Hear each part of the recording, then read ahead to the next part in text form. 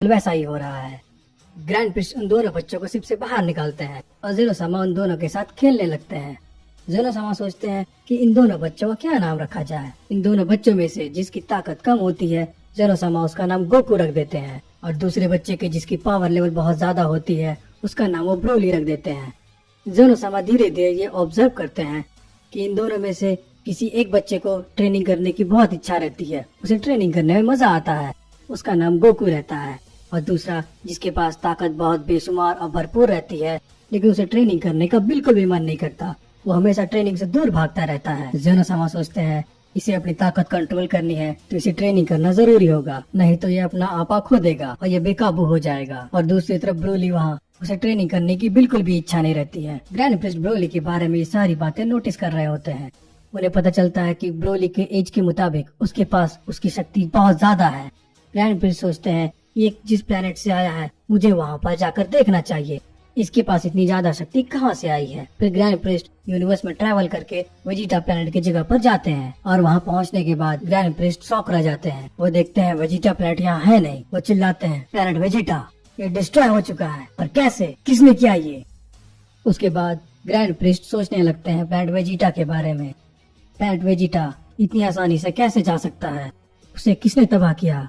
फिर grand priest अपनी ताकत की मदद से उस प्लेनेट के पास्ट के बारे में देखने लगते हैं। प्लेनेट वेजिटा के डिस्ट्रॉय होने का कारण ग्रैंड प्रिस्ट पता कर रहे होते हैं, तो उन्हें एक बहुत दिलचस्प बात पता चलती है कि जो ब्रोली है वो एक ऐसा सैयन है जो 1000 साल में बस एक बार पैदा होता है, जो इनफाइनाइट शक्तियों के साथ पैदा होता है। और गोकू उसके पिता ने उसे प्लेनेट अर्थ पर इसलिए भेजा था ताकि वो जिंदा रह सके।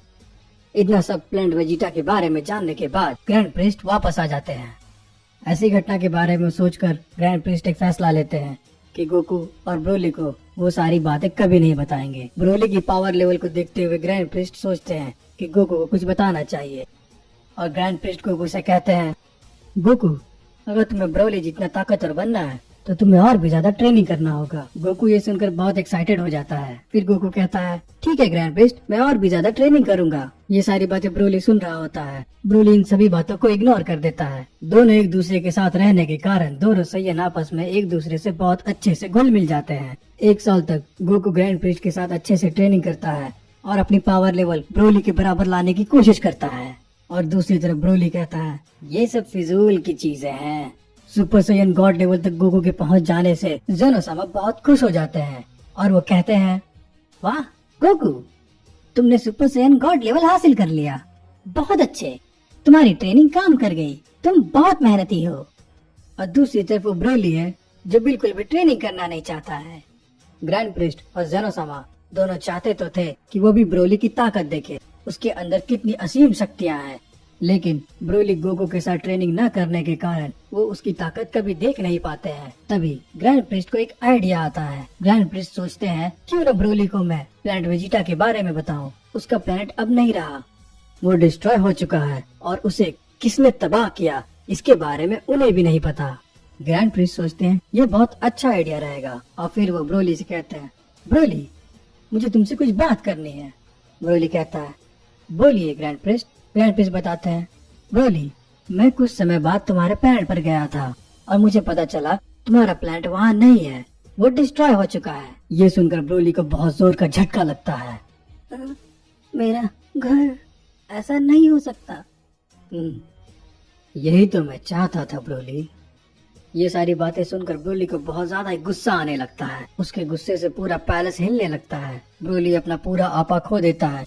ये सब गोकू देखकर गोकू ये सोचने लगता है कि चलो अब तो मुझे अपने भाई की असली ताकत का पता चल जाएगा, अब मुझे इसके साथ लड़ने में बहुत मजा आएगा। गोकू बहुत एक्साइटेड हो जाता है। ब्रोली अपने लेजेंडरी फॉर्म में होता है, उसके बाल पूरे हरे हो जाते हैं, उसकी आंखें लाल हो जाती है। गोकू अपने भाई ब्रोली की यह फॉर्म देखकर बहुत खुश हो जाता है। वो सोचता है कि चलो अब तो मुझे अपने भाई से यही उम्मीद थी, अब इसके साथ लड़ने में मजा आएगा। गोकू तुरंत ही अपना super Saiyan God level on कर लेता है। ब्रोली अपने शरीर से अपना पूरा कंट्रोल खो देता है। ब्रोली गुस्से में जाकर गोकू की तरफ बढ़ता है और गोकू को एक जोर से किक मारता है। गोकू इस किक को पकड़कर डॉच कर लेता है और उसे घुमाकर जेनोसामा की तरफ फेंक देता है। तभी जेनोसामा के गार्डियंस उसे पकड़ लेते हैं। बच्चों थोड़े आराम से खेलो, जेनोसामा के गार्डियंस कहते हैं। गोकू ब्रोली को छोड़ने के लिए कहता है और उसके गार्डियंस उसे नहीं छोड़ते हैं। फिर जेनोसामा बोलते हैं ब्रोली को छोड़ दो, ये मेरा ऑर्डर है। तो जेनोसामा के गार्डियन ब्रोली को छोड़ देते हैं। ब्रोली बहुत ज्यादा गुस्से में रहता है, तो जोर से एक पंच मारने की कोशिश गोकू को करता है और गोकू उसे आराम से डॉज कर लेता है।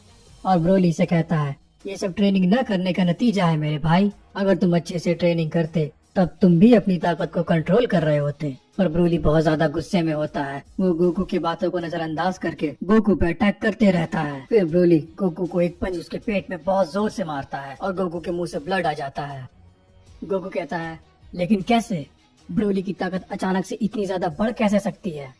ब्रोली इतने गुस्से में होता है कि गोकू की ताकत को भी वो सरपास कर चुका होता है। ये सब जेनोसामा देखकर वो सोचते हैं, ऐसा कैसे हो सकता है? ब्रोली ने तो कभी ट्रेनिंग भी नहीं की, फिर भी वो गोकू के पावर लेवल से बहुत ज्यादा ऊपर है। ब्रोली गोकू को बहुत बुरी तरीके से पीटता रहता है। ये सब दूर खड़े जेनोसामा और ग्रैंड प्रिस्ट देखते रहते हैं। तभी ग्रैंड प्रिस्ट बीच में आकर गोकू को बचा लेते हैं और ब्रोली के सर पे एक जोर का चॉप मारकर ब्रोली को बेहोश कर देते हैं। फिर ग्रैंड प्रिस्ट गोकू को बताते हैं कि ब्रोली बहुत ताकतवर है और तुम और ब्रोली एक ही प्लेनेट से आए हो, प्लेनेट वेजिटा। पर इस वक्त प्लेनेट वेजिटा खत्म हो चुका है, उसे किसी ने डिस्ट्रॉय कर दिया है। ये सारी बातें ग्रैंड प्रिस्ट गोकू को बताकर बहुत बड़ी गलती कर देते हैं। So guys, what if Goku मांगा चैप्टर सुनने के लिए इस चैनल को सब्सक्राइब कर लेना और कमेंट कर बताना कि तुम्हें ये मांगा कैसी लगी।